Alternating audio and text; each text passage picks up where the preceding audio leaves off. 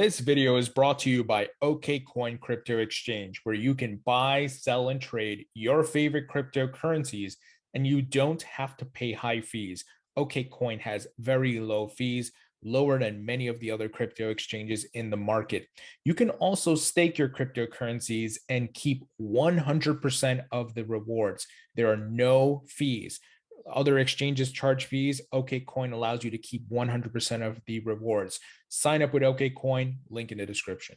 Hi, everyone. Welcome back to the Thinking Crypto channel, your home for crypto news and interviews. With me today is Ben Armstrong, the founder of the BitBoy Crypto YouTube channel. Ben, great to have you on. Thank you. Thanks for having me. Anytime we get to talk about crypto, it's a good day. So Ben, you are the largest crypto YouTuber. What is it like being the largest crypto YouTuber? Do you get recognized in public and things like that? Yeah, I get recognized about everywhere I go. You know, and it's not like I walk to a place and people swarm me, but you know, I go to Target or I go wherever, somebody will always spot me. I go to a Braves game or Falcons game. You know, so we went to a Falcons game recently. We've got a suite there, and somebody 3 suites down the hall recognized us and walked over and talked to us, which is pretty cool. But yeah, it is interesting. But I also remember what it's like to be a YouTuber that no one recognized because no one knew who I was, and that was a long, hard road. And so when you get to a place where you find as much success as we found here at BitBoy Crypto, you know, it's always humbling to remember, you know, where we came from, and that it hasn't always been like this. I think people forget that sometimes. They see the success and they see how many views we get on the videos and how many subscribers and, you know, the fun things we get to do, the fun things we buy, like, you know, that doesn't tell the whole story. It was years and years and years of pouring my soul into this when nobody was watching that really set us up for the success down the road. Now, tell us a bit about what led to you becoming a YouTuber. What were you doing before that? You know, maybe also where you're from.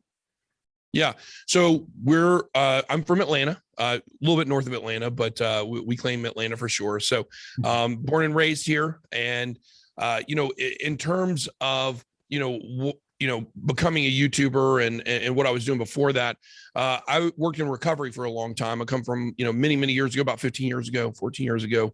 I overdosed and, you know, I had, a pretty bad addiction problem, went through recovery and kind of stayed in that field working after I got help. And, so I was the executive director of a rehab for teenage boys with drug addiction. So I did that for many years and created a lot of great relationships there and helped a lot of kids and helped a lot of their families, and something I really enjoyed doing. But once I really got full-time in crypto, or once I really started, you know, putting my soul into crypto, it's like my passion started changing. And it's not that, you know, my passion for changing or for helping people change, because that's still what we do, but just helping them in a different way. And it kind of made this addiction like kind of the centerpiece of my life. Like, even though I had been sober for many years, I was still focused on it all the time because I was helping other people. And it was like, it's time for me to move on and do something different. And so we started, you know, in August of 2018 is when I went full-time into crypto. And like I said, it was a long road to get to where we're at, but you know, I wanted to do something where I was going to be able to help people. And I was also helping myself. So, you know, a lot of people are, you know, I talk to in crypto, they're like, oh man, you've been in crypto for so long. Like, how do you know this? How do you know that? It's like, well, just experience and being here. But I learned a lot of what I know in crypto by making videos. When I first started my channel, I probably had as much crypto knowledge in my pinky, you know, compared to what I have now. So I just wanted to get out and experience and start doing something. Just start doing. I know Gary Vee talks about that a lot. You know, just get out and make content and do stuff. And so that's what I started doing. But over that time, not only did we get better at making videos, but we got much more knowledgeable about crypto because every day I was constantly researching and reading, watching videos or reading white papers or, you know, looking at news articles, whatever the case may be. And so that's kind of what, you know, it's something people don't realize as well. When you get to a place where you have a lot of subscribers on YouTube, it's not usually a length of time. People are like, well, how much time does it take you to get here? Is the number of videos. And it's not just because there's so many videos you break in the algorithm. It's like by making thousands of videos, we got over 2,000 videos in the history of this channel. You just learn so much better how to do it. And when you get better at something, people are more interested. Absolutely. And it's amazing to hear your backstory and where you the place you were in your life, and now you have this big following, over 1 million subscribers, of course, putting out great content. Were you doing other types of YouTube content before crypto content, or was just you started with crypto content? Well, I had tried a channel before, back probably 2016. I found a niche that I felt was underserved. I'd done some online entrepreneurial endeavors. I sold event tickets for a long time through a place called Ticket Network, and that was real successful. But that went away, and I was always looking for the new next thing, even while I was working and doing different stuff. And so in 2016, I decided I was going to do reviews of subscription boxes. And I came up with this great idea for a channel because there's Unbox Therapy, but there weren't a lot of other ones out there doing it. I was like, I can do this. And I started and it was miserable. I hated every moment of it. And, the thing that it really taught me was it was not successful. I never even got to 100 subscribers, closed the channel down. I swore I would never do YouTube again. I was like, that was it. That was my one shot. Never going to do it again. And, but the thing was, I wasn't passionate about subscription boxes. I wasn't passionate. I liked the Candy Club. That was a good one. I like candy. So like that, when that one came, I was like, okay, I can talk about candy. I like this, but I didn't care about Loot Crate or, some clothing boxes. It didn't do anything for me. So I was talking about stuff I wasn't passionate about. And it's like, when you find what you're passionate about, it's easy to talk about it all day, every day. Yep. So, I failed miserably, but then what happened is about a year and a half later, I met, I had a friend, his name's Dusty Porter. He's also, he's a big YouTuber, right? Over 300,000 subscribers. He's in the tech space. He's somebody I knew in real life. We went to church together, and, I didn't know when I met him that he did YouTube, and I found out I was like very interested because I like doing online business. And, we decided that we were going to start a channel together. So we had started this little channel. It's called Online Business Realm. We did that for a few months together, and it was going okay. Like, we got monetized. I mean, we weren't making any money really. But what happened is I started really wanting to make crypto videos. Like, all the videos I wanted to put out on that channel were crypto related. And he, at that time, which he's pretty big in crypto now, but he wasn't really feeling that. He was like, yeah, let's do more. Yeah, I kind of want to do other stuff. And I was like, this is the direction I want to go. And, we ultimately decided that I was just going to go pursue my own channel in crypto, and, still good friends with him. I've been on his podcast a few times, but that was kind of a fork in the road. So that's kind of how it went from never doing a YouTube channel again to kind of easing back into it, to get a little more comfortable. And he taught me a lot of stuff about how to make videos and how to do it well. I didn't listen to him on a lot of it. I thought I knew better. I had to learn that one the hard way. Now, you mentioned Gary Vee, and we see the ability for almost anyone to create a following, a personal brand, because with podcasts and YouTube. So what tips and advice would you give someone looking to start and to be a YouTuber?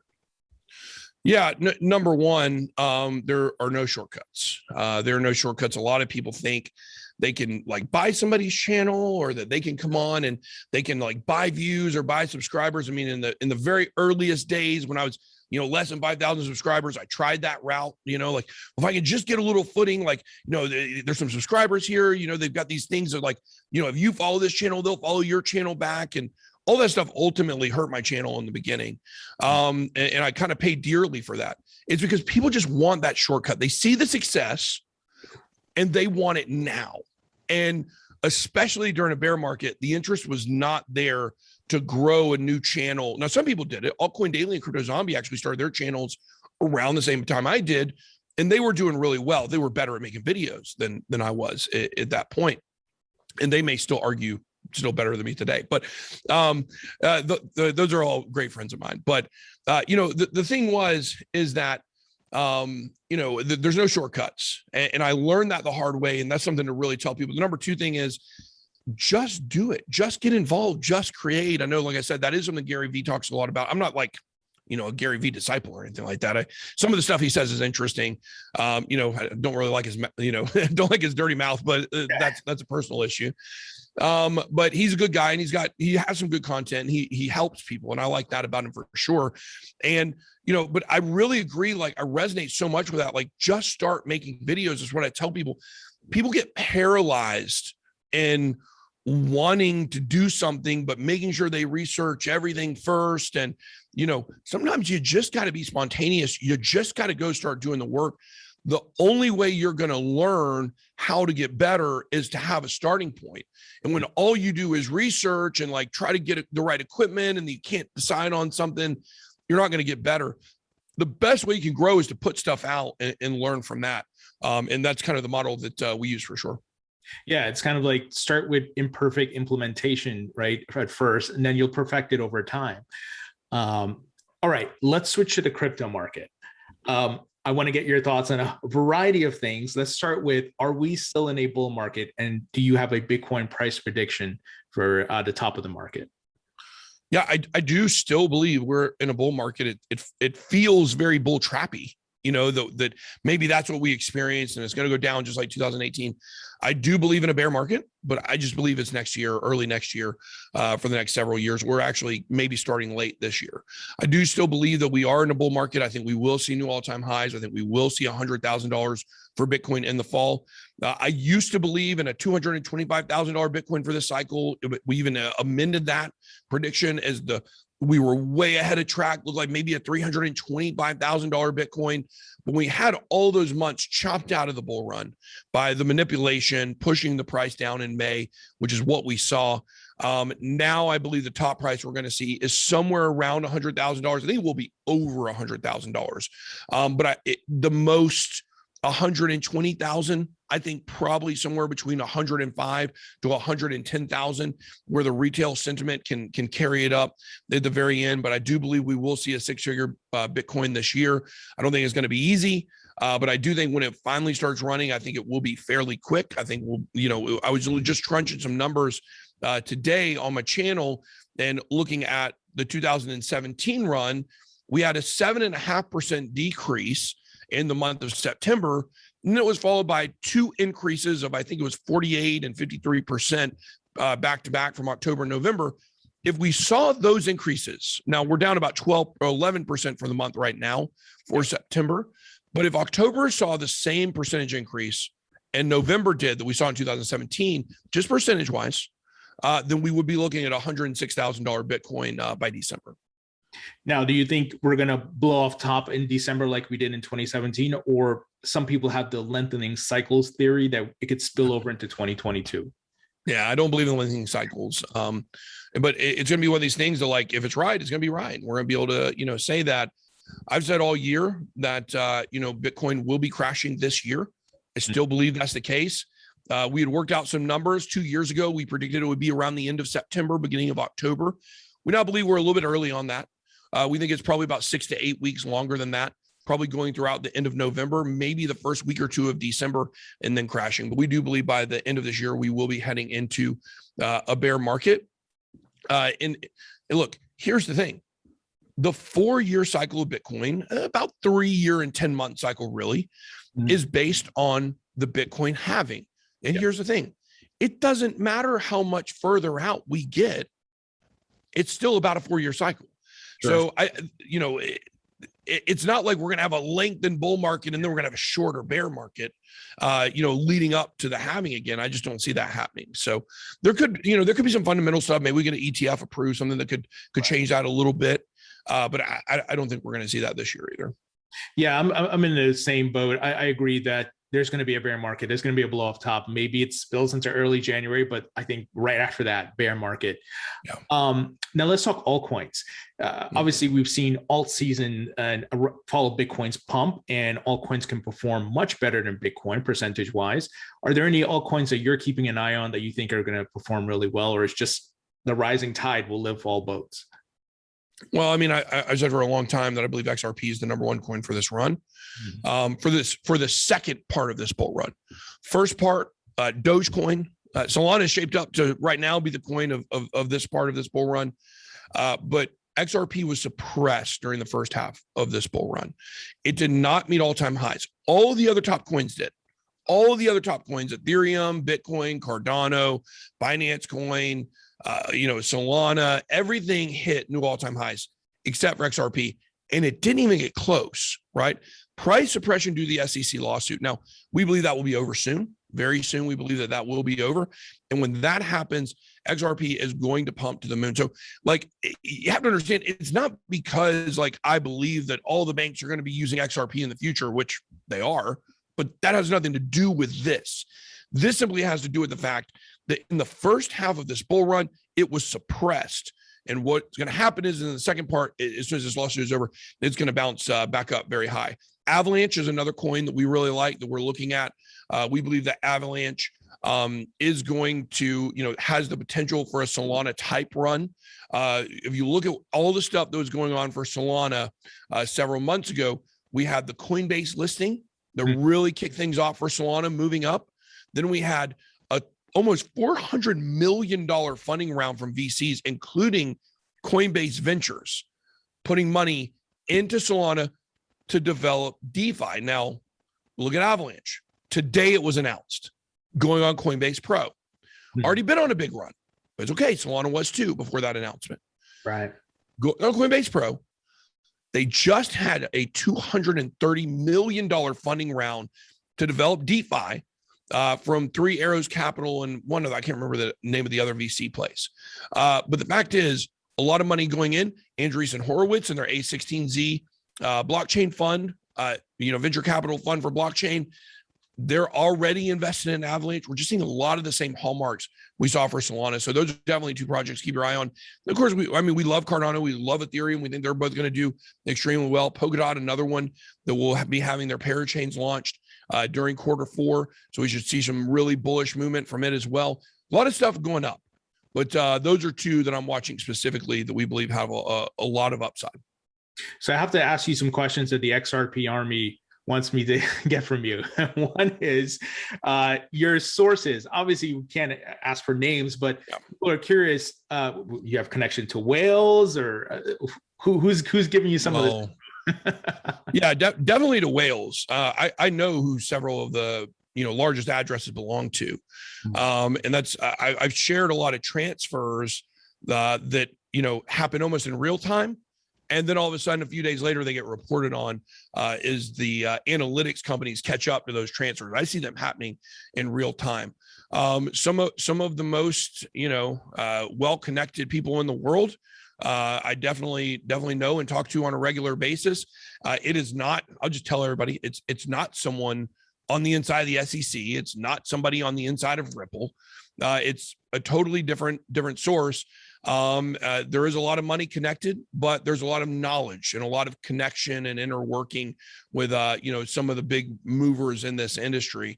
And so, look, I've been given general timelines on things. I have not been given an exact date for anything. We talked about the SEC lawsuit being over near the middle of September. We're at the end of September, but about 6 weeks ago, I told you guys I told my audience that had changed by 1 to 2 weeks. We're getting at the very end of September. It has not came through yet. I've been reassured time and time again that this is coming very soon. So if it doesn't happen by the end of this week, maybe next week or the following week by the middle of October, I think if we're off by a month, people aren't going to really kill us over it. You have to understand the wheels of the government turn slow. Yeah. Even when the outcome is already determined, because you got to remember, there's only a few select people that know what's coming. There's only a few select people that really know, your average worker at the SEC probably does not know that the outcome of this case ending in a settlement and declaring Ripple or XRP not a security has already been determined. That's already been determined. There will be a settlement coming. Your low people don't know that. Gary Gensler knows it, I'm sure. He's such a fraud, but that's another story. He probably knows it. I don't even know if Hester Pierce knows it. But there are people there that do know what's going on here. There are people at Ripple. I'm sure Brad Garlinghouse, I'm sure Chris Larson. I don't know how far down the chain that goes, but they already know what's coming and when this will be over. But just because all these people know that it's coming, the rest of the people got to play their parts without even know they're playing the parts.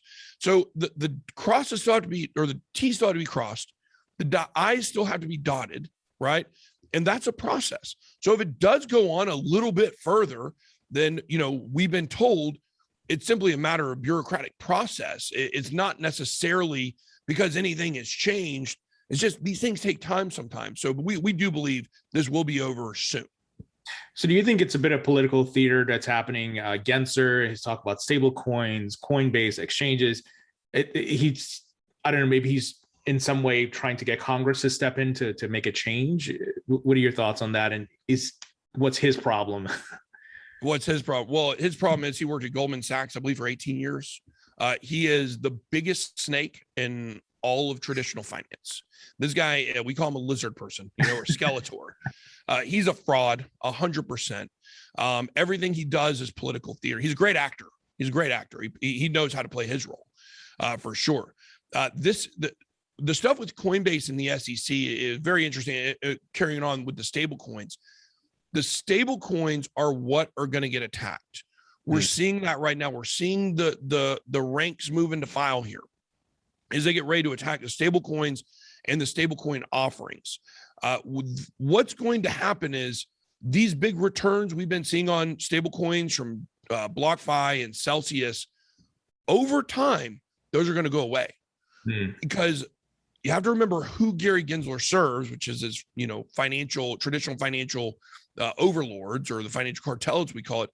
The bond market is so important. A lot of people don't understand the bond market is what churns the world economy. It's the single biggest piece in any area of finance and geopolitics in the world is the bond market. It drives everything. Okay.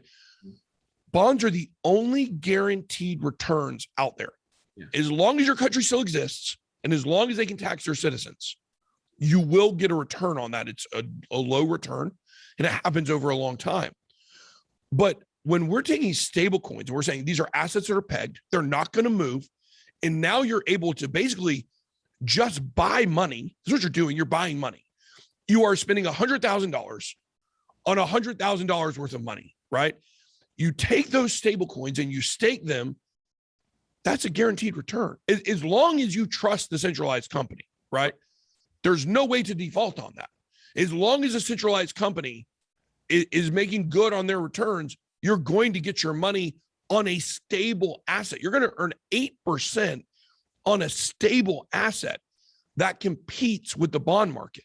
That's what this is all about. That's why Gensler is attacking the stable coins. That's why Celsius is getting attacked by 4 different states now. 4 different states. I think it's Kentucky, Alabama, Texas, and New Jersey. What a weird collection of states to band together, right? Yeah. So because those 4 states, they're state SEC, their state security, exchange commissions are going after Celsius. It's because of those stablecoin returns. You'll always be able to, stake Bitcoin. You'll always be able to stake Ethereum, and anything that's volatile, they don't mind because they don't mind a riskier investment. They don't want safe investments to compete with the bond market. Wow. Yeah, it seems like the old guard fighting back, and they're trying to stop this. So you think those yields for stablecoins and lending and so forth are going to go down over time just because they're competing against the big banks, essentially? Yeah, exactly. Well, it's not just the big banks, it's the governments, because the governments are who back the bonds. It's not. Now, the central banks definitely play a role, right? The central banks are what backs all your currency, really. I mean, in a roundabout way. So that's who it's really competing against. It's not competing against, Morgan Stanley or Goldman Sachs or Wells Fargo. It's competing against governments. That's why it will get squashed. It's a good point, because I saw yesterday Congressman Tom Emmer sent a letter to Chairman Powell talking about this, that, hey, you spoke about CBDCs, but we need clarity around stable coins, crypto assets. So it could be the other aspect of that is stable coins will compete with CBDCs. The government wants you to use their digital dollar, digital yuan, or whatever it is. Yeah. Yeah. I mean, I think that's definitely what we're seeing in China. That's why China's pushing back against Bitcoin and crypto so much right now. They're trying to clear the way for their digital yuan. And, if we're not careful, we'll all be using the digital yuan, in a few years. I mean, ultimately, though, you do have to remember, that's not really true. I know that a lot of people say that, and I might say it sometimes because it feels that way. But the truth is, all of these countries, all these major countries in the world are going to attempt to put out their own CBDCs in the next 5 years, probably closer to 5 years than to 1 year. But this is ultimately all moving us closer to a goal that certain people, the financial cartel, members of the world, have wanted since the 80s, when they put out that Economist magazine.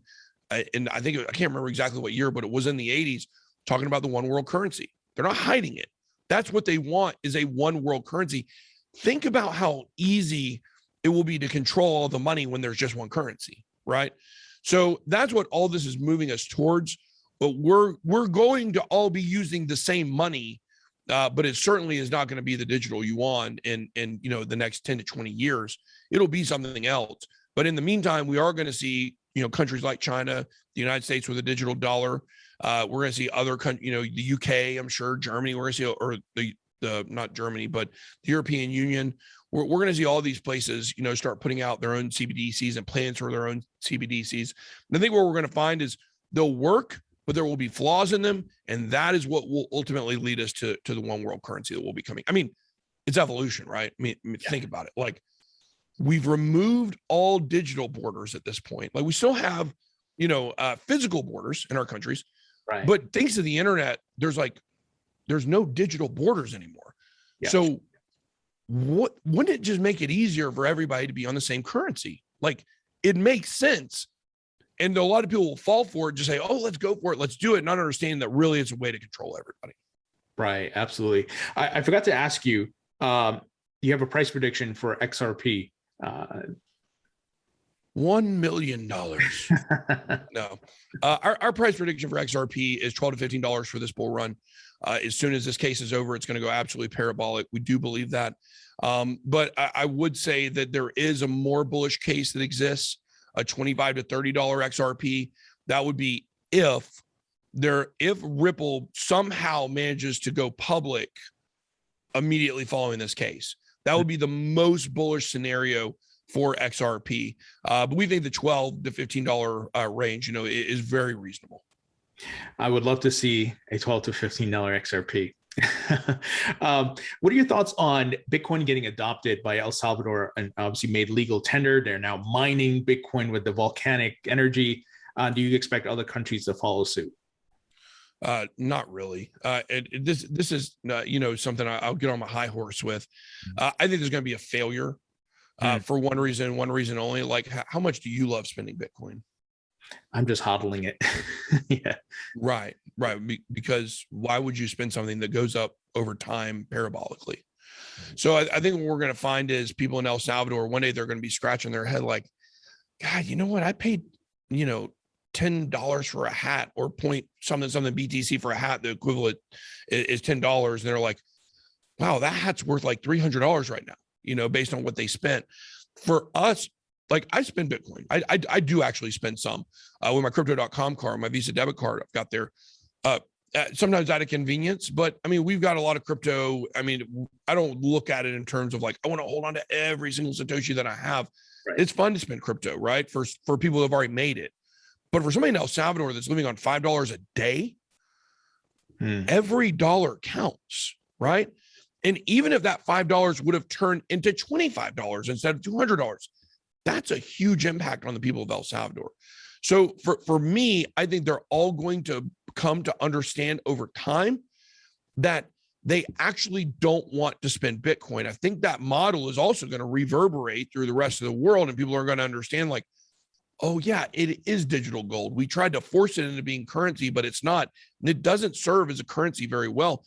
Stablecoins serve much better for currency than Bitcoin does. Now, we might see a future world where maybe Bitcoin backs a currency somewhere. We might see something like that, just like gold backed the dollar for so long until, the 1920s or 30s. Can't remember the exact year that they took it off. And of course, in 71, Nixon completely took it off, the gold standard.